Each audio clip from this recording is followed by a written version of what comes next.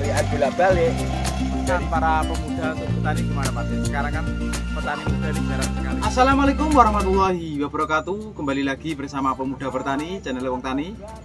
Di video kali ini kita akan mereview tanaman gogo rancah yang dilakukan seruntul namanya kalau bahasa Jawa, menggunakan alat kultivator yang dimodifikasi.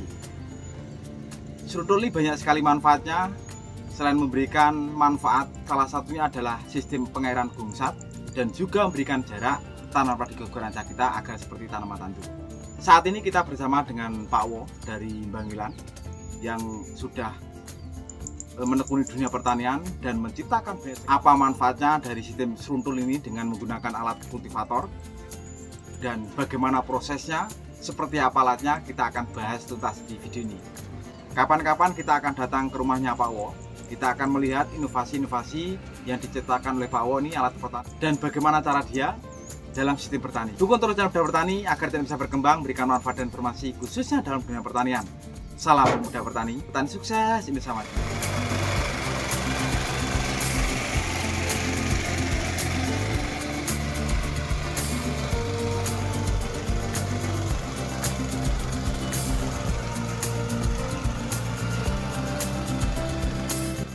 Inilah tanaman padi kita yang kita tanam dengan sistem gogo rancah. Sebelum dilakukan penggarukan atau seruntul, ini terlihat sangat rapat dan padat sekali.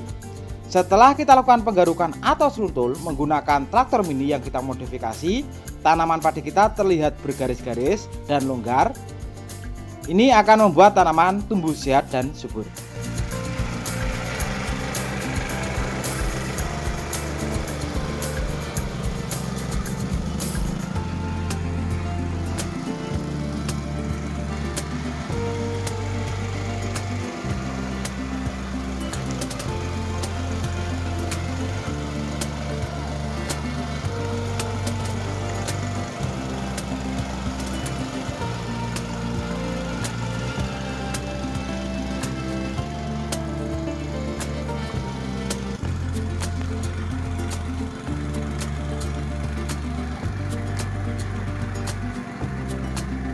Hasilnya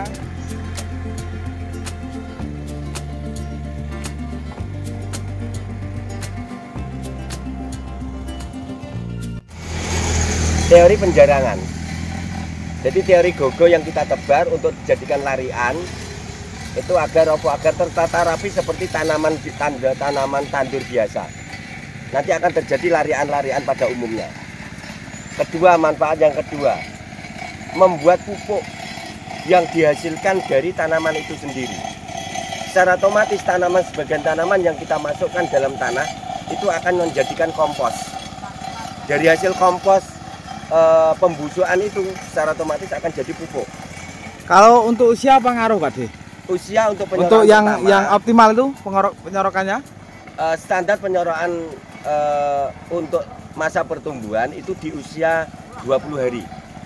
Setelah tabur Pak De ya? Setelah tabur, usia 20 hari kita lakukan penyorokan pertama. Bila mana nanti kok kita menginginkan untuk larian larian bolak-balik dari sisi barat timur, utara selatan, itu nanti kita kasih durasi waktu sekitar 5 hari. 3 sampai 5 hari baru kita pecah.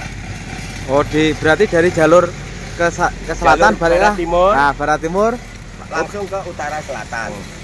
Apakah pekerjaan penyorokan ini sudah sering Pak dilakukan ini untuk tanaman padi ini? Aku setiap tahun sudah melakukan teori ini. Bahkan aku sudah nggak pernah melakukan teori tanam. Karena apa? Di sini adalah teori tanam yang sangat efisien. 1, efisien biaya. 2, efisien tenaga. 3, efisien waktu.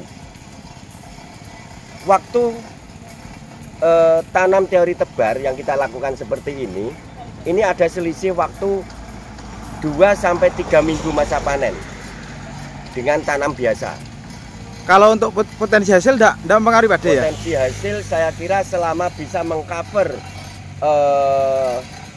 rumput, selama ini lebih bagusan yang teori ini. Karena apa? Kita menang di anakan.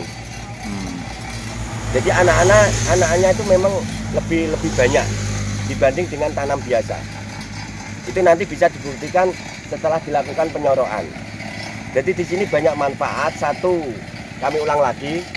Satu, untuk membuat pupuk yang dihasilkan dari tanaman itu sendiri, membuat kompos dari sebagian tanaman yang kita masukkan dalam tanah.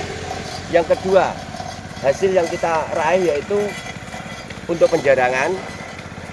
Yang ketiga, untuk memunculkan teori gungsat.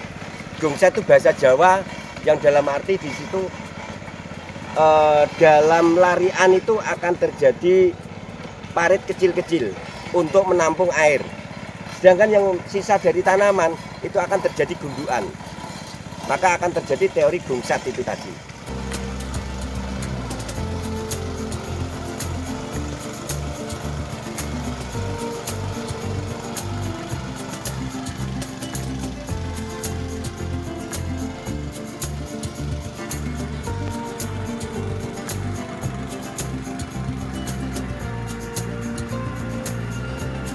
Ini hasilnya.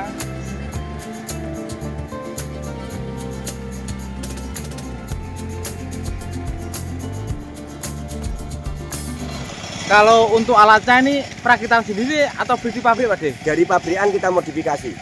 Oh. Jadi kalau kita pemakaian dari pabrikan memang tidak ada, karena apa? Kita menyelesaikan jarak tanam.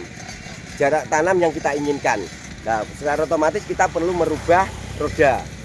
Roda kita perlu rubah untuk menyesuaikan, untuk mendapatkan jarak tanam yang kita inginkan. Terus kedua, penambahan sorok. Sorok bisa yang belakang itu yang untuk membuat larian itu, untuk membenamkan sebagian tanaman yang kita jadikan kompos itu tadi.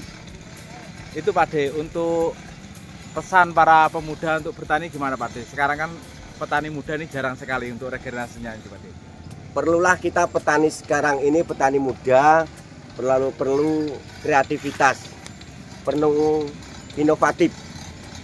Jadi kalau kita mau meminit anggaran, mau memangkas anggaran, maka kita perlu banyak inovasi yang berhubungan dengan alat-alat pertanian. Jadi dari pabrikan bisa, dari kita buat sendiri bisa, merangkai sendiri bisa. Tapi lebih simpel kalau ada pabrikan, lalu kita modifikasi. Untuk teori alat ini cukup kita pakai capung. Traktor capung itu tidak efisien ya, yang kecil. Yang penting ada kopling untuk manuver kan? Ya, itu yang paling penting. Jadi kalau memang ingin kita inovasi, carilah capung untuk kita inovasi lagi, kita rubah lagi. Terutama perubahan hanya simple, hanya di roda aja, sama pembuatan sorok. Cukup itu aja. Oke Pak De, ini dengan Pak De siapa ini? Pak Fauzi. Pak Fauzi Bangilan Pak De. Dari Bangilan. Oke Pak De, makasih ilmunya Pak De. Ya, ya.